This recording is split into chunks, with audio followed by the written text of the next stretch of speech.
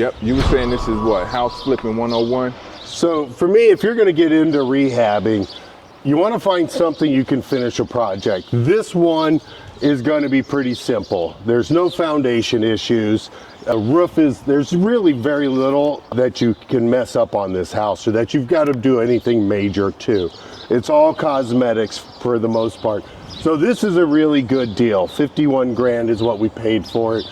If you want to come in, our budget has everything being done. I can't do the work anymore. So if you wanted to find a house like this and get in there and do the sweat equity, this is a good opportunity.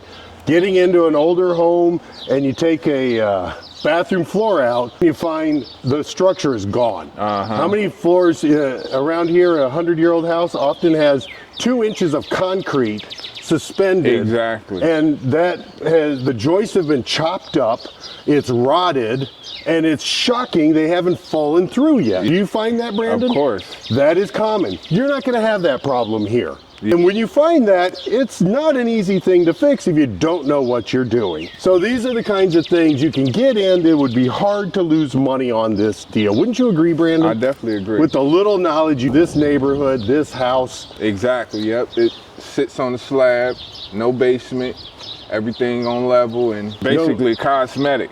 No trees to cut down. We have 1 bush in the back. That's it. It's on a flat lot, no hill. Go ask a price on cutting a big tree down, and that'll blow your budget in a heartbeat. Of course. Especially around here. Yep.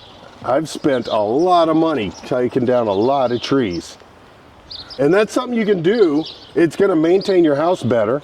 Cuts down on, I love trees. I hate them near my house. I cut them all down. They just destroy houses. Am I wrong, Brandon? No, definitely. No, it is what it is. Get them away from your houses, especially if it's an investment. You're not living there. Stop the damage. Yeah, and that's OG Marketing. Stay tuned. All right.